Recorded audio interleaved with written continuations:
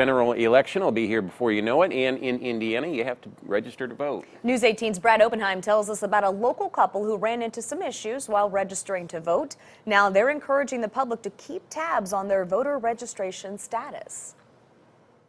Just a few months ago, Sherry Towers and Timothy Jones became naturalized citizens. The couple wanted to fulfill their civic duty as new citizens by registering to vote. So far, the process hasn't gone as smoothly as they would have liked it to. Compared to what we experienced when we used to live in Canada to vote, it was easy to vote in Canada, and it is turning out to not be easy to vote in Indiana. Jones registered to vote online, and Towers registered in person at her naturalization ceremony. Out of curiosity, Towers went to check her voter registration status, and what she found caught her off guard. There's an online system that you can go to check whether or not you're registered, and I went there and it showed that there was no indication that I had registered at all. After submitting her registration for a second time, Towers finally got the confirmation she was registered to vote. But soon after, her husband then ran into problems with his registration. Jones received a card in the mail from the Secretary of State's office saying he was going to be removed from the voter rolls if he didn't fill out the card and send it back in. The couple is frustrated and wondering if they were the only ones running into these problems, especially as new citizens. There's a lot of details to keep on top of, and I think I'm doing okay, but I'm not sure what other people would